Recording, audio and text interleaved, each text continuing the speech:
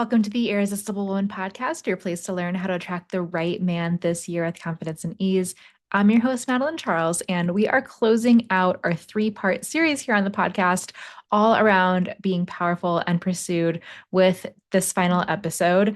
And I've had a blast delivering this for you. Just to quickly recap where we've been. A couple weeks ago, we started the series talking about why your heart wants love, but your body is saying no, and how to get your heart and body, your conscious desires and your subconscious fears really in congruence so that all of you can move forward and be fully available for the thing you want rather than in that very common push-pull dynamic, which can be really frustrating and create the opposite of the results that you want. So we dove into that. Many of you shared that you really enjoyed that particular episode. So I'm really glad to hear that. I always appreciate hearing your feedback.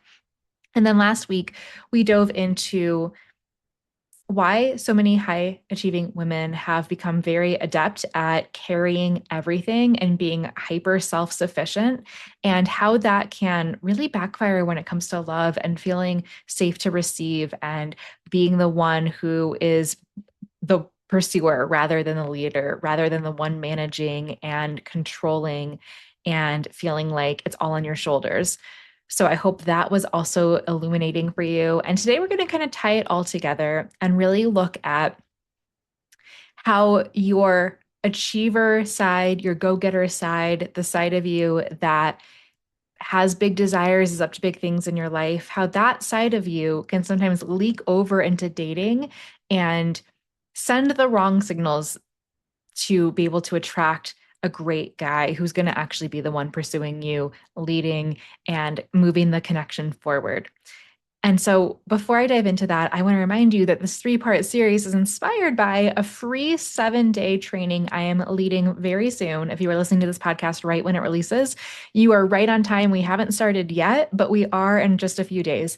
So Powerful and Pursued, it's not just the topic of this podcast series, it's actually the title of my free 7-day Attraction Blueprint Audit, where I'm going to be guiding you for a full week with short daily audio trainings and potent short daily action steps to get you into momentum and to help you no longer be the most impressive woman in the room who goes home alone, but instead to see how your drive, ambition, desire for success doesn't have to compete with your longing for love anymore. And in fact, you can utilize those inherent, beautiful feminine gifts you have that have enabled you to create a wildly successful life. You can use those same skills just in a different approach to be able to get the things that you want in love.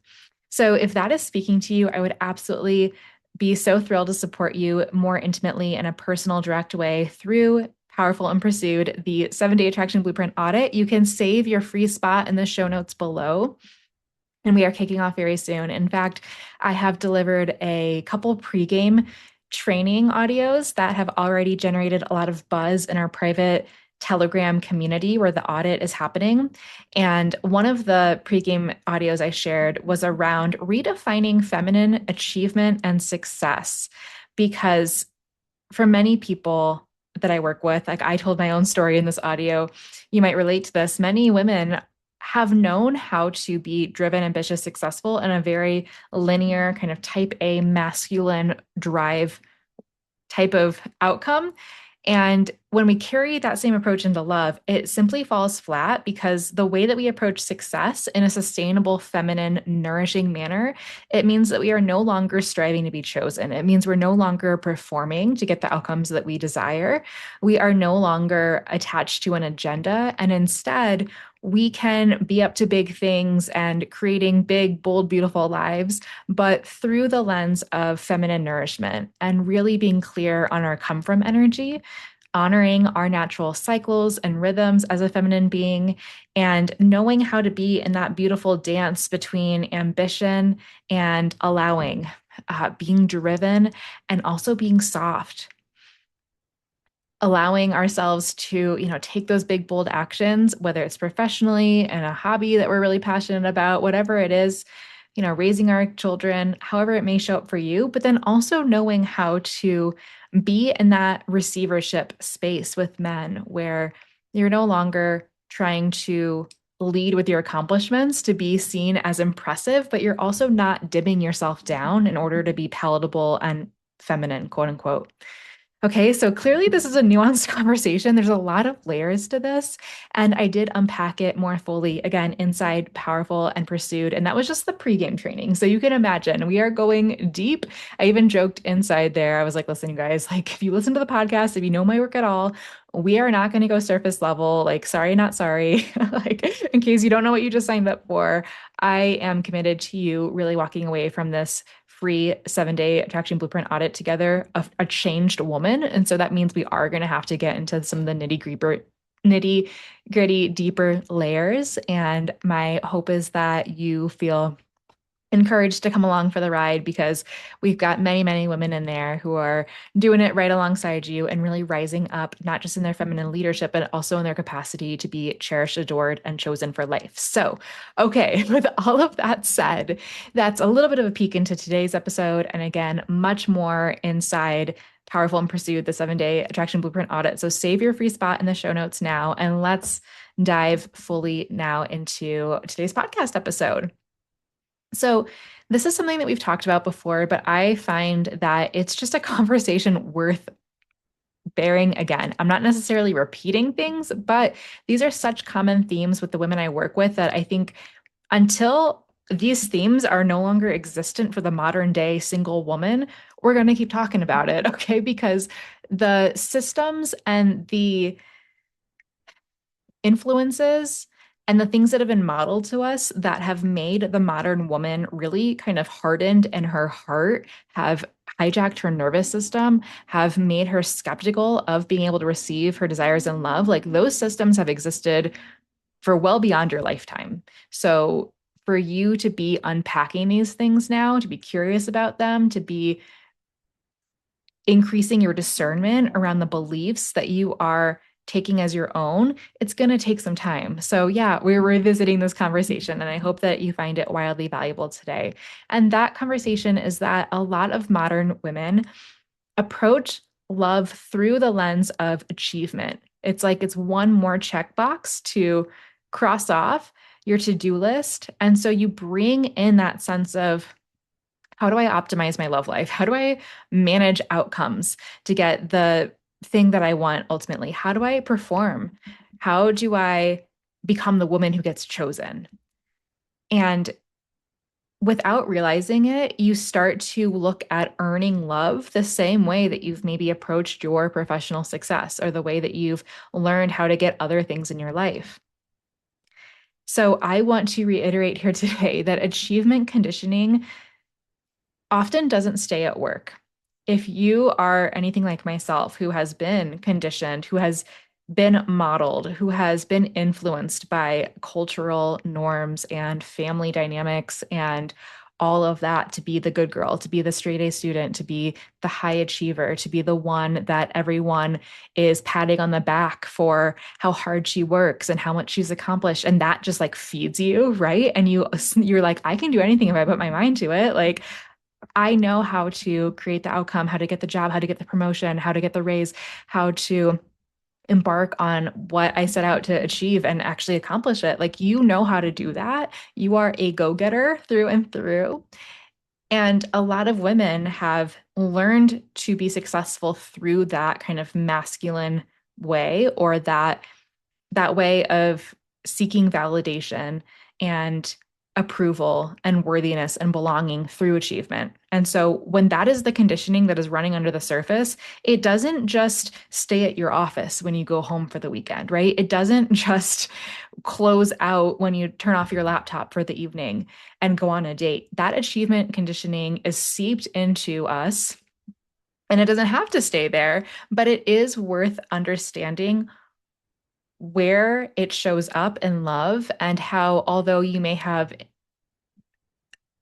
learned from lots of feminine energy teachers and advice about how to be more passive and easygoing and, leaned back, that achievement conditioning is going to override any feminine texting script, any way that you've learned how to flirt, any way that you've tried to stuff down your needs, because that conditioning is what is made up of your identity. And we know that our identity trumps any self-awareness that we try to like push forward from. Our identity is who we know ourselves to be, and that's how our subconscious is playing things out in our life 24/7. So when we address this from the identity level root cause, we are able then to really make significant lasting change. So some of the things I want you to consider for yourself, if you do consider yourself to be more of that high achiever type A type of woman, I'm right there with you. But I want you to ask yourself, like, what was I rewarded for growing up? Was I rewarded for bringing home good grades? Was I rewarded for being quiet and easygoing? Was I rewarded for taking care of my siblings? Was I rewarded for just, being in my room all day and not causing a ruckus? Like, what did you associate with love and belonging? So were you rewarded for being good, responsible, impressive, easy, self-sufficient? A lot of women have learned that I get love when I perform. And you might not even call it performance, but when you start to see, oh, if I stray outside of this lane and if I start to become a little bit more emotive, or if I want a desire that is not what people are used to me asking for, then, ooh, suddenly like things get a little bit shaky. Right? Some of us have learned that approval follows achievement. So I have that sense of safety and belonging when I accomplish.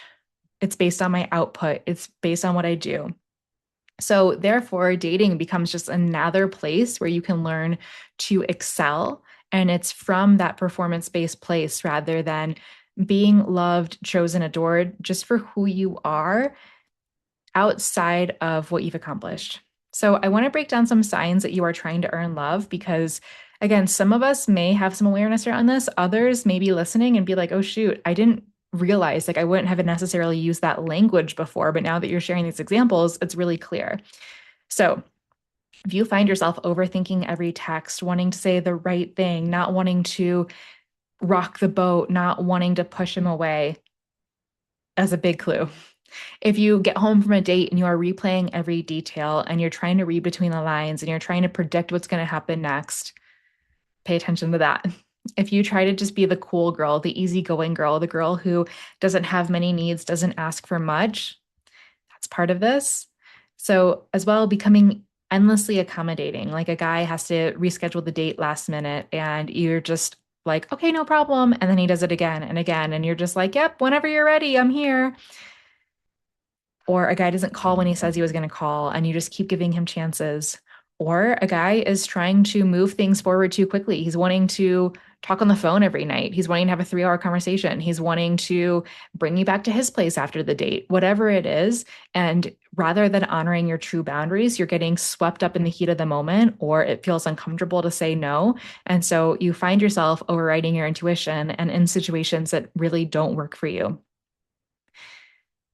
Maybe you try to become indispensable. You try to show yourself, you try to position yourself rather as being the really funny girl, as being the smart girl, as being the girl who can help him out, solve a problem that he's facing, give him the best advice, be that really solid listening ear, that confidant. And so it can slip into like teacher or therapist mode, mothering, all of these different ways. But sometimes without realizing it, we make ourselves feel like, oh, if he can just see me in a certain light, if I can fulfill this certain role, then he's not going to want to stay on the dating apps. He's going to want to finally choose me and progress into commitment.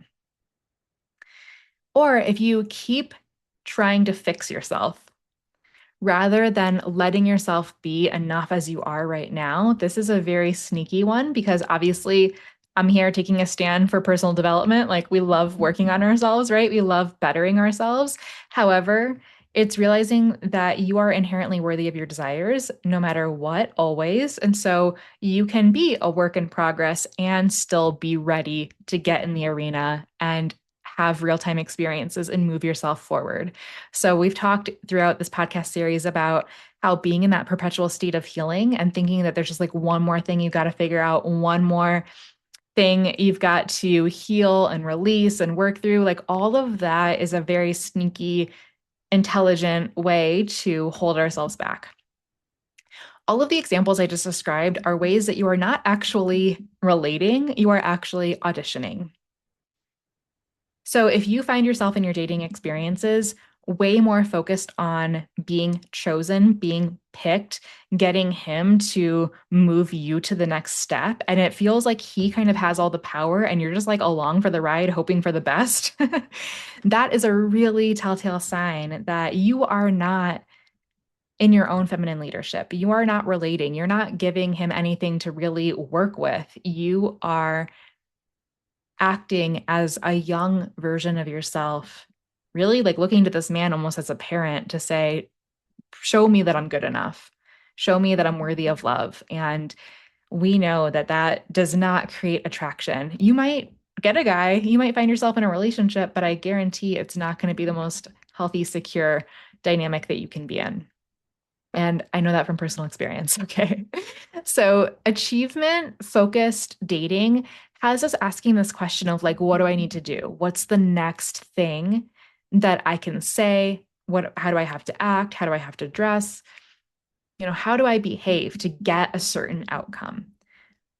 Being in your healthy, embodied feminine as an ambitious, driven woman, it asks you to instead say, who am I willing to be? So being outcome focused is very much based on performance. Taking that approach and instead flipping it on its head and saying, who do I get to be? It reminds us that underneath the achieving, the outputting, the doing is our beingness. It's just our presence. And when we trust that our presence alone is actually super magnetic, then we have our space to achieve and perform. But we also know when it's time to flip that off and just allow and receive. And again, we are able to fluidly move between these two worlds when we are at home in ourselves and we know we are inherently worthy. If we are questioning our worth, just allowing our presence to be the thing that is led in dating, that's going to feel really threatening because we're going to question if it's enough. We're going to feel like we're not doing enough, we're not carrying the dynamic forward, and it's going to cause us to slip back into overfunctioning. But when we understand how men fall in love with us, they fall in love with how they feel around us, right? They care very little about your accomplishments and resume. Like, sure, it might be impressive. Sure, it may be a point of conversation. They may, enjoy hearing about what you do because you're passionate about it and you light up and you're enthusiastic, and that feels attractive to them, right? It's because of how you're connecting to the doing. But if you're like, oh, this is just like one more project I have to manage. This is like one more way I've got to show myself that I'm worthy. This is one more way that I'm going to measure myself against this totally unreasonable performance metric of like, well, if I was perfectly chosen, and if I was the right type of woman, and if I was doing everything correctly, then it would be happening just like this, right? And we like put all this pressure on ourselves and we totally zap the magic out of the connection. And we're no longer able to allow things to naturally unfold. We have now really kind of like energetically strangled it to the point where no guy is going to feel like he has space to come forward and discover you because you've already let yourself lead with the performance and the striving and proving that he's going to be like, oh, like this feels tense. This feels a little bit suffocating. This feels like I can't even get through to you because there's so many layers energetically that are bound on top of just your natural essence. So when we talk about being powerful and pursued, when I say powerful, this is not about you being controlling. This is not about you being perfect, nor is it about you being hyper independent. Being powerful in this context of a feminine embodied woman, it means that you are emotionally honest and to really see vulnerability as your feminine superpower. And honesty and vulnerability does not require perfection, right? It does not mean that you're always high vibe, sunshine, and rainbows. It means that if you are navigating something challenging, you're able to share that. You're able to ask for support. You are able to rest. You're able to honor your natural feminine energy cycles and rhythms. And so that doesn't mean that every day You are outputting and performing in the exact same way. It's not a linear process, and you don't need it to be. You're not comparing yourself against anyone else. You're not trying to act like a man, right? You're like, okay, I'm an embodied feminine woman. That means that some days my mood is going to fluctuate. My energy is going to fluctuate. My body is going to fluctuate. And those things don't have to mean that anything is wrong. Those things do not mean that I'm disqualified from love. That is part of my feminine makeup. And the more I lean into it, honor it, respect it, the more a man can come along and meet me there as well. So it also means that you being in your feminine power, you're able to hold boundaries. So you are not just at the whim of what a guy is encouraging you to do. You're really tuned into your clear yes and no and letting that be the thing that is felt in your dating dynamics. And that can be really uncomfortable because if you're not ready to go back to his house after the date, or you really don't want to keep talking on the phone, or you're not ready to ask that personal question he just sprung on you, it can feel really hard if you are accustomed to people pleasing, over functioning, and overriding yourself in order to maintain the connection. It can be really challenging to say, actually, not yet. I'm not there. I'm not ready for that because it can cause a little bit of a tense moment. Like, is he going to respect you? Is he going to think that you're too much? Is he going to think that you're this or that? Is he going to pull away? And you have to hold yourself through that moment to say, me honoring my deepest desires, my true yes and no, is the way that I stay in my feminine power. And that's just the standard that I'm operating from. And then to trust that good men are going to respect that. They're likely going to find you even more attractive because now they have a sense for what really is right for you and what is off limits. And that is very valuable information because a good man is not going to want to try to override your boundaries and pressure you into something that doesn't feel right. He wants to know where the line is. So you being able to give that feedback is very, very valuable for him. So that's a little bit of the feminine power space. When we talk about being pursued, this is not just passively waiting. This is not playing games. It really is about you being available in your energy, in your body, and in your, in a practical sense, in your schedule and your day-to-day life. It means being receptive and allowing someone to move toward you, which can rub up against what I call your intimacy threshold. So if receiving eye contact from a guy out and about and seeing a guy want to come towards you, like that might feel really threatening for valid reasons. We might be like, I don't know who this strange guy is. Like, what's his deal? And so you might find yourself just shutting down and missing those opportunities. Or you may go out and about in your daily life and you might not have your makeup on. And you might be in like sweats and you might think, oh, like, I don't want anyone to look at me today. I'm not looking my best. I'm not feeling my best. And so you're putting up this energetic shield that's saying, stay away. Or you are so distracted and in your head and rushing and so focused on your to-do list that you're missing the opportunities to be seen and create connection because everything is just swirling up in your mind and you're not in your body. Or you may think, gosh, if a guy wants to consistently talk and see me and, he wants to have like this connection that's building, oh my gosh, is he going to want more from me than I'm able to give? Right? I'm already so busy. I've got so much on the go. I don't know if I really have the emotional bandwidth and the practical time in my schedule to build something. So being pursued is pretty quickly going to show you where you close off and move into discomfort. But if you want to be in an incredible relationship where you're not just pursued at the beginning during courtship, you're pursued through the lifetime of that connection, it means making yourself available emotionally, practically, in all the ways, to some degree, consistently. And that's part of it, right? So when we look at what are we gaining by making ourselves available rather than what are we losing and how do we stop seeing it as a threat, so much can really open up. Like I know for myself, if Sean's like, hey, let's have dinner at 5 and then let's have some time after dinner to connect romantically. If in the back of my head, I'm like, oh, that sounds really nice, but gosh, I've still got some work to do and I really want to do that. And I'm not going to have time for this. And it's all a trade-off. And so I have to remember, like, what do I actually value the most? And how do I keep that top of mind in my decision making so that, yes, I can be saying no to certain things, but I'm ultimately saying yes to what I really deeply want and making time for my marriage. And that's the thing we have to stay focused on. But so many women only focus on what they would miss, what they would have to say no to in order to open up to dating and connection. And so I want you to think about what is going to be gained instead and really put your focus there.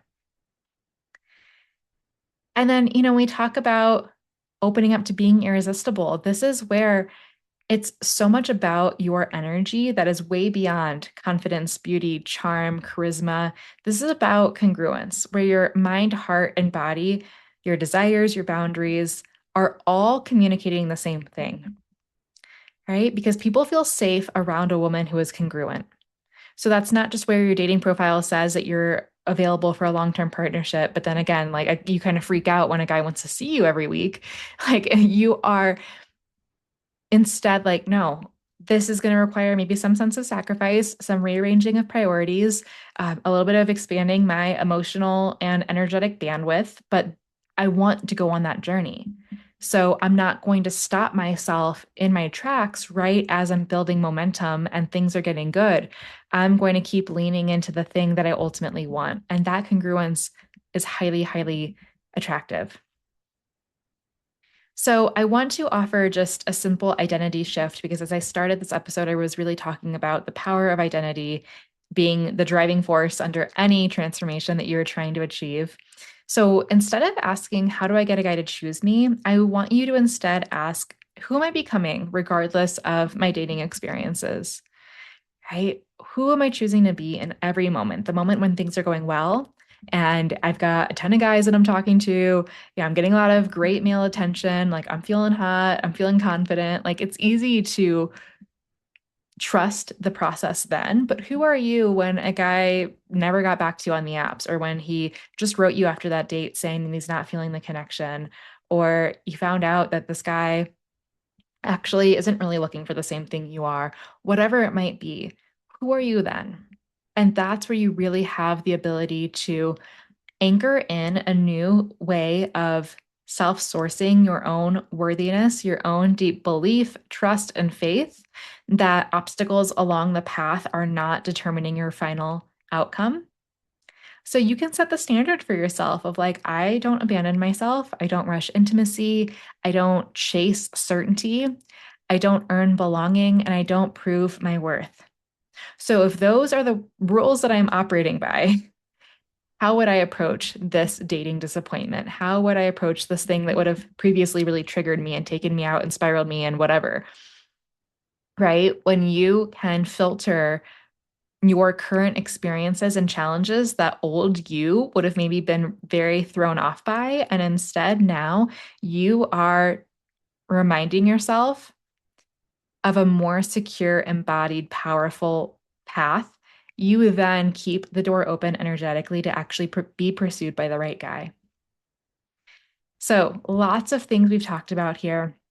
And again, just to recap where we've been over the past 3 episodes of the Powerful and Pursued series here on the podcast, we talked about how your body is protecting you. We talked about success sometimes coming from a place of survival and how your worth can be tied up in performance.